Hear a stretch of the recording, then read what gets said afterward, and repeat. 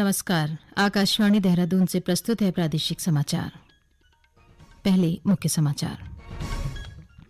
इसरो ने दोबारा उपयोग में लाए जा सकने वाले प्रक्षेपण यान की स्वतः लैंडिंग के मिशन का सफलतापूर्वक परीक्षण किया। मसूरी देहरादून मुख्य मार्ग पर एक वाहन दुर्घटना में 2 लोगों की मृत्यु हो गई, 22 से अधिक यात्री घायल। मुख्यमंत्री ने घटना पर शोक जताया। केंद्रीय रक्षा एवं पर्यटन राज्य मंत्री अजय भट्ट ने हल्द्वानी में 9 किलोमीटर लंबी सड़क का शिलान्यास किया। और स्वच्छ भारत अभियान के तहत उत्तरकाशी में स्वच्छता अभियान चलाया गया।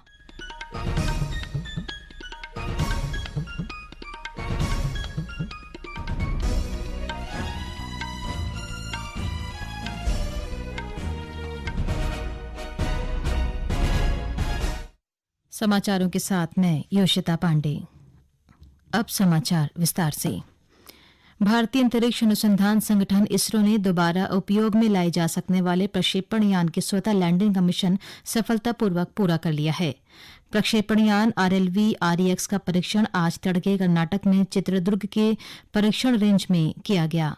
परीक्षण के दौरान वायुसेना के चिनूक हेलीकॉप्टर ने प्रक्षेपण यान को 4.5 किलोमीटर की ऊंचाई पर ले जाकर छोड़ दिया। वहां से प्रक्षेपण यान ने 350 किलोमीटर प्रति घंटे की रफ्तार से हवाई पट्टी पर स्वतः लैंडिंग की।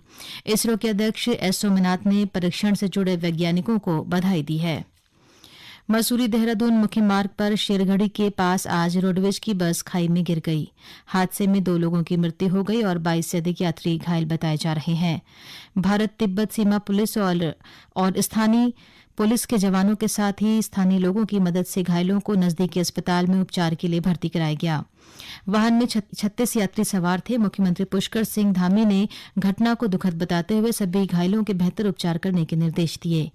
मुख्यमंत्री ने ट्वीट में दिवंगत आत्माओं के प्रति गहरी संवेदना व्यक्त करते हुए घायलों के शीघ्र स्वस्थ होने की कामना की।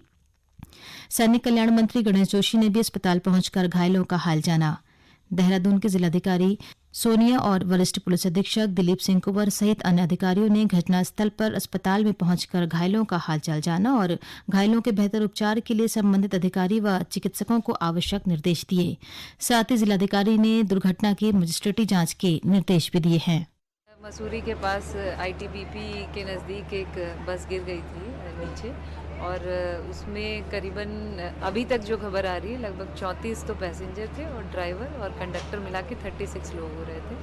इसमें से करीबन 7 लोगों को मैक्स भेजा गया था, मैक्स पहुंच गए थे। उसमें से 2 ब्रॉड डेड केसेस हैं, 2 कैजुअल्टी हैं और उसके अलावा 3 लोग और हैं वहाँ पे जो ठीक हैं और 2 अभी उनका CT स्कैन वगैरह चल रहा है। और इसके अलावा यहाँ दून हॉस्पिटल में अभी 2 केसेस आए हैं जो कि स्टेबल बताया। चारधाम यात्रा के लिए अब तक 8,77,584 से अधिक श्रद्धालुओं ने ऑनलाइन पंजीकरण कराया है, जिसमें केदारनाथ यात्रा के लिए सर्वाधिक 3,19,329 से अधिक पंजीकरण शामिल हैं। राज्य के जंगलों को आग से बचाने के उद्देश्य से अल्मोड़ा में ऊंट दिवस कार्यक्रम का आयोजन किया गया। कार्यक्रम में वक्ताओं ने जंगलों की आग को जल स्रोतों, जैव विविधता के लिए सबसे बड़ा खतरा बताया। वक्ताओं ने कहा कि ऊंट दिवस के माध्यम से जंगलों को आग से सुरक्षित रखने में मदद मिलेगी। वक्ताओं ने जंगलों को आग से बचाने में महिलाओं की महत्वपूर्ण भूमिका को देखते हुए महिला मंगल दलों को मजबूत करने पर भी जोर दिया। कार्यक्रम में जंगल बचाओ जीवन बचाओ अभियान में भूमिका निभाने वाली महिलाओं व आग बुझाने में सहयोग करने वाले अग्निशमन को सम्मानित किया गया। कार्यक्रम में 30 गांवों के लगभग 700 महिलाओं और पुरुषों ने हिस्सा लिया। राज्य सरकार की स्वास्थ्य योजना के तहत गोल्डन कार्ड से अब आयुष पद्धति का भी इलाज हो सकेगा। स्वास्थ्य सचिव डॉक्टर आर राजेश कुमार ने जानकारी देते हुए बताया कि अभी तक केवल एलोपैथिक पद्धति से उपचार में गोल्डन कार्ड को सम्मिलित किया गया था, लेकिन अब आयुर्वेदिक, होम्योपैथिक और नेचुरोपैथिक पद्धति से उपचार कराने वाले कर्मचारी को भी गोल्डन कार्ड योजना के अंतर्गत इलाज करा सकते हैं। डॉक्टर कुमार ने बताया कि इसका शासनादेश जारी कर दिया गया है। उन्होंने कहा कि चिकित्सा प्रतिपूर्ति में कर्मचारियों और पेंशनर्स को कोई परेशानी न उठानी पड़े, इसके लिए नई व्यवस्थाओं में इसका ध्यान रखा गया है।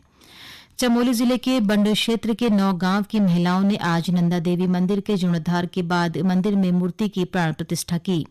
बंड मंदिर समिति के अध्यक्ष पूरण सिंह चौहान ने बताया कि आज से 6 अप्रैल तक मंदिर में चंडी सप्तशती का पाठ किया जाएगा। इससे पूर्व रैतोली गांव से मंदिर परिसर तक भव्य कलश यात्रा निकाली गई। ये समाचार आप आकाशवाणी देहरादून से सुन रहे हैं। केंद्रीय रक्षा एवं पर्यटन राज्य मंत्री अजय भट्ट ने आज हल्द्वानी में 9 किलोमीटर लंबी सड़क सुधारीकरण का शिलान्यास किया। सड़क मरम्मत में 12 करोड़ 33 लाख रुपए की लागत आएगी। उन्होंने कहा कि शहर के चहुमुखी विकास के लिए सरकार निरंतर बजट दे रही है। श्री भट्ट ने अधिकारियों को सड़क की गुणवत्ता पर विशेष ध्यान देने के निर्देश दिए।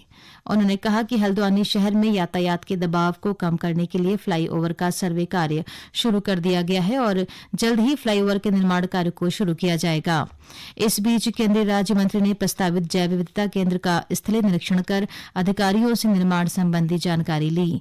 उन्होंने कहा कि जैव विविधता केंद्र बनने से दूरदराज से आने वाले पर्यटकों को हल्द्वानी में एक पर्यटन स्थल मिलेगा। प्रदेश सरकार में मंत्री और सोमेश्वर विधानसभा क्षेत्र की विधायक रेखा आर्या ने आज तल्ली रियूनी से लावासी तक लिंक रोड का लोकार्पण किया। इस अवसर पर उन्होंने कहा कि संपर्क मार्ग बनने से ग्रामीणों को यातायात की सुविधा मिलेगी।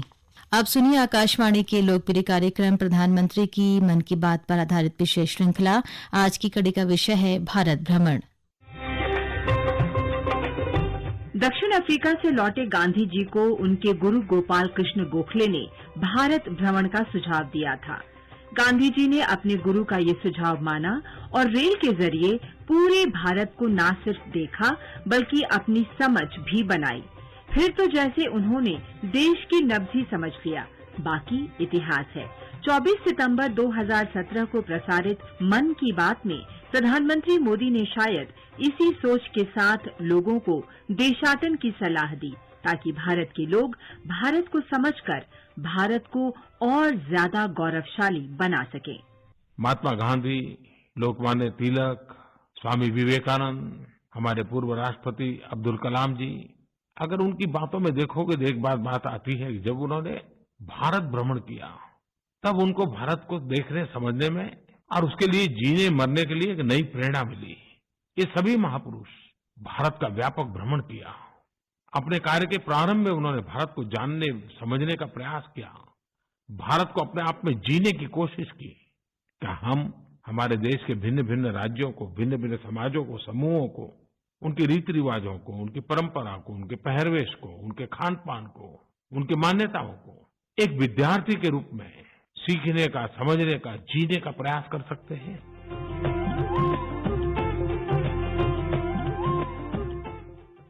स्वच्छ भारत अभियान के तहत आज उत्तरकाशी में स्वच्छता अभियान चलाया गया। अभियान में अधिकारियों, कर्मचारियों और एनसीसी कैडेट ने हिस्सा लिया। जिलाधिकारी अभिषेक रोहेला ने कहा कि नियमित सफाई अभियान चलने से शहर, कस्बा और मोहल्ला स्वच्छ रहने के साथ ही लोगों के व्यवहार में भी परिवर्तन देखने को मिलेगा। जिलाधिकारी ने लोगों से अपील करते हुए कहा कि अपने घरों का कूड़ा अन्यत्र न फेंकें। कूड़े को नगरपालिका के वाहनों और पर्यावरण मित्रों को दें ताकि कूड़े का उचित निस्तारण किया जा सके। वहीं हरिद्वार स्थित श्री गंगा सभा प्रत्येक रविवार को गंगा घाटों पर सफाई अभियान चलाएगा। आज हर की पैड़ी पर गंगा का पूजन कर इस अभियान की शुरुआत की। मुख्यमंत्री पुष्कर सिंह धामी ने कृषि और उद्यान विभाग से बारिश से फसलों को हुए नुकसान की रिपोर्ट मांगी है। इसी के तहत उधम सिंह नगर के जिलाधिकारी युगल किशोर पंत ने फसलों को हुई क्षति का आकलन करने के लिए तहसीलदारों को नोडल अधिकारी नामित करते हुए न्याय पंचायत स्तर पर समिति का गठन किया है। उन्होंने किसानों को आश्वस्त किया कि नुकसान का शीघ्र सर्वे कराया जाए। वहीं टिहरी में बारिश से चंबा, मसूरी फल पट्टी के किसानों के चेहरे खिले हुए हैं। उनका कहना है कि बारिश से मटर, आलू, टमाटर, बीन आदि की फसलों का फायदा हुआ है। चोपड़ियाल गांव के किसान खुशीराम डबराल ने बताया कि बारिश से मटर, टमाटर, बीन्स, आलू, कीवी आदि की फसल अच्छे होने के आसार हैं। उधर मौसम विभाग ने उत्तरकाशी, रुद्रप्रयाग, चमोली, बागेश्वर और पिथौरागढ़ जिलों के साथ ही राज्य के अन्य स्थानों में हल्की से मध्यम बारिश होने के साथ ही ऊंचाई वाले क्षेत्रों में बर्फबारी की संभावना जताई है। युवा संगम के दूसरे चरण का ऑनलाइन पंजीकरण कल से शुरू हो गया है। इसमें देश के 23 राज्यों से 1000 युवाओं के भाग लेने की संभावना है। शिक्षा मंत्रालय ने कहा कि लगभग 50 युवाओं के समूह को भ्रमण के लिए जोड़ीदार राज्य में भेजा जाएगा। यह आयोजन अगले महीने तक जारी रहेगा। इस भ्रमण से भागीदारों को युवाओं के अलग अलग पहलुओं को जानने का अवसर मिलेगा। यह आयोजन पर्यटन के 5 वृहद क्षेत्रों परंपरा, प्रगति, प्रौद्योगिकी और परस्पर संपर्क पर आधारित है। मंत्रालय के अनुसार 18 से 30 आयु वर्ग तक के इच्छुक युवा अपना पंजीकरण पोर्टल पर करा सकते हैं। अंत में मुख्य समाचार एक बार फिर।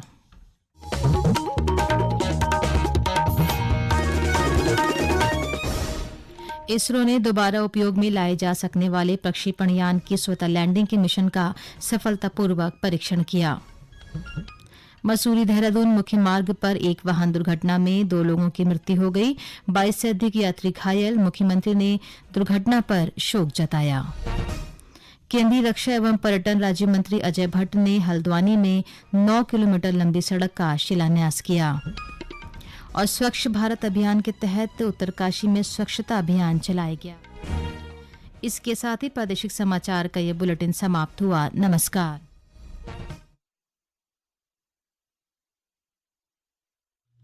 उत्तराखंड का प्रादेशिक समाचारों का बाद एकदा फिर स्वागत च सभी सुनदोनों को कार्यक्रम ग्राम जगत में और मिछुआ आपक दगड़े मनोज भट्ट और आऊँ दिग्विजय चौहान।